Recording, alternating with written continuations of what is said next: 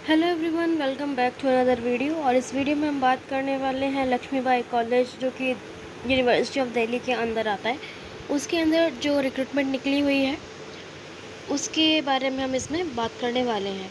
इसमें ग्रेजुएट्स जितने भी कैंडिडेट्स हैं हमारे, वो इसमें अप्लाई कर सकते हैं। साथ ही साथ इसके अंदर किसी भी तरीके का एक्सपीरियंस नहीं मांगा गया है।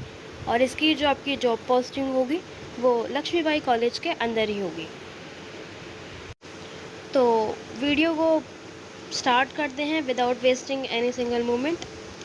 तो जिस कॉलेज के अंदर रिक्रूटमेंट निकली है वो है लक्ष्मीबाई कॉलेज, और ये यूनिवर्सिटी ऑफ दिल्ली के अंदर आता है। और जैसा कि मैं अभी बता चुकी हूँ कि आपकी जो जॉब पोस्टिंग रहेगी वो इसी लक्ष्मीबाई कॉलेज के अंदर ही रहेगी। तो इसके अंदर टोटल वैकेंसीज़ जो हैं वो 24 हैं, और जिसके अंदर डिफरेंट पोस्ट हैं।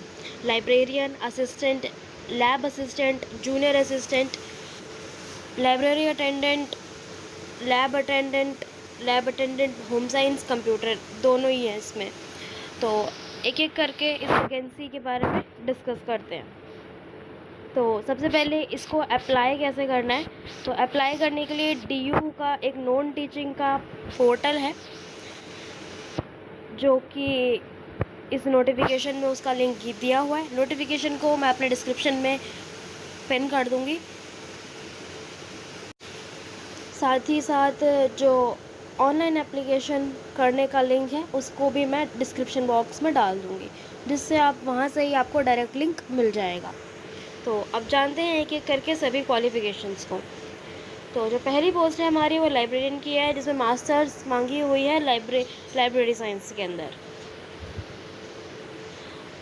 नेक्स्ट जो पोस्ट है हमारी वो है हमारी असिस्टेंट की, लेकिन इसमें ग्रेजुएट बैचलर्स डिग्री के साथ साथ 2 साल का आपका एक्सपीरियंस भी मांगा हुआ है। अगर आपके पास 2 साल का एक्सपीरियंस है तो आप इसमें अप्लाई कर सकते हैं। साथ ही साथ इसमें आपका टाइपिंग टेस्ट भी होगा। तो इंग्लिश टाइपिंग अगर आप चूज़ करते हैं तो 35 वर्ड पर मिनट, और हिंदी टाइपिंग अगर आप चूज़ करते हैं तो 30 वर्ड पर मिनट। तो अगली पोस्ट है हमारी लैब असिस्टेंट की।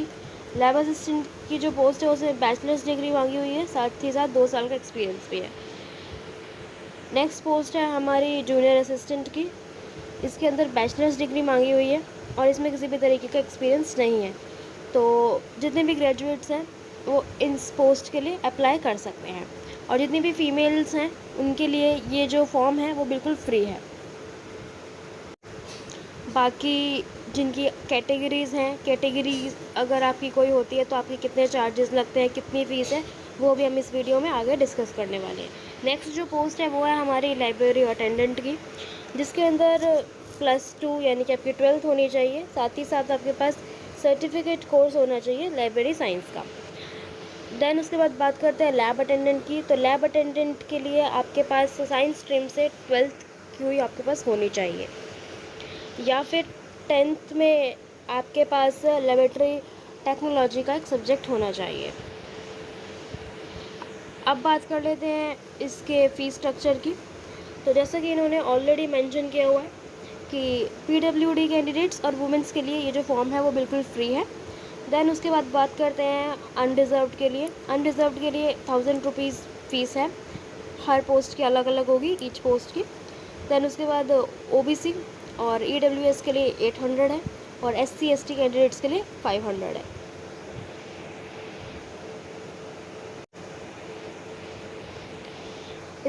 इसके बाद हम बात करने वाले हैं इसके एज रिलैक्सेशन के बारे में। तो जैसे कि SSC या फिर स्टेट वाइज जितने एग्ज़ाम्स होते हैं उसमें जिस तरीके का एज रिलैक्सेशन होता है, सेम उसी तरीके से इस कॉलेज के अंदर भी आपको रिलैक्सेशन मिल रहा है। जो SC/ST कैंडिडेट्स हैं उनको 5 ईयर का एज रिलैक्सेशन है। OBC कैंडिडेट्स के लिए 3 साल का रिलैक्सेशन है। PWD है तो 10 ईयर्स का। उसी अकॉर्डिंग आप अपने कैटेगरी के अकॉर्डिंग चेक कर सकते हो।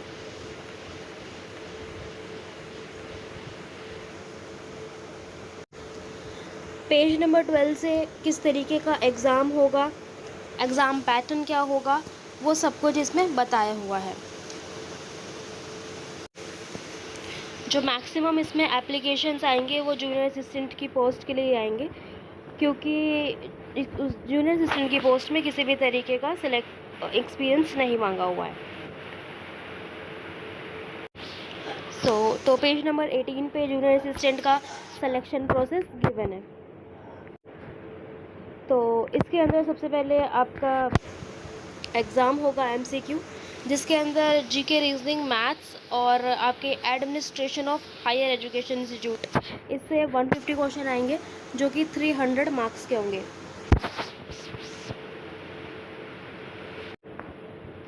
और ये जो है वो आपका प्रीलिम्स है, प्री है ये आपका। देन उसके बाद बात करते हैं इसका मेंस की।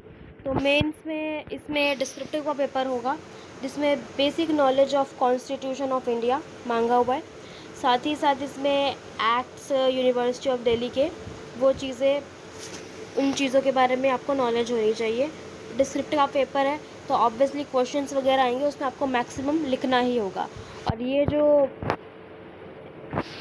एग्ज़ाम है वो आपका 200 मार्क्स का होगा और इसी मेंस पे मेरिट बनेगी आपकी। मेंस जो क्वालिफाई कर लेगा, देन उसके बाद इसका नेक्स्ट पार्ट है स्किल टेस्ट। मेंस के साथ साथ ही होगा ये स्किल टेस्ट आपका लिया जाएगा। और ये जो स्किल टेस्ट है उसमें आप इसका पैटर्न देख सकते हैं। इसमें आपको नोटिंग ड्राफ्टिंग करनी पड़ेगी, नॉलेज ऑफ आपके पास IT की नॉलेज होनी चाहिए, understanding of manual office procedures की नॉलेज होनी चाहिए, देन मैनेजमेंट ऑफ एडमिनिस्ट्रेशन की भी नॉलेज होनी चाहिए। और जैसा कि इन्होंने अपने इसमें नोट बना के लिखा हुआ है कि ये जो स्किल टेस्ट है वो आपका क्वालिफाइंग इन नेचर है। जो आपका मेंस होगा ये डिस्क्रिप्टिव, इस पर ही आपकी फाइनल में बनेगी। इसी के नीचे आप देखेंगे तो आपको सिलेबस दिखेगा। सिलेबस में यानी कि सबसे पहले प्री में जो जीके, रीजनिंग और मैथ्स के और एडमिनिस्ट्रेशन हायर एजुकेशन के जो क्वेश्चन थे वो किन किन टॉपिक्स से आएंगे, वो टॉपिक इन्होंने ब्रीफली यहाँ पे गिवन दे रखे हैं पेज नंबर 19 पे। इस नोटिफिकेशन को मैं ऑलरेडी अपने डिस्क्रिप्शन बॉक्स में डाल चुकी हूँ, आप वहाँ से चेक कर सकते हैं। देन इसके बाद मेंस में जैसा कि उसमें बताया हुआ था, तो मेंस का इन्होंने ब्रीफली सिलेबस को यहाँ पे डिस्कस कर रखा है।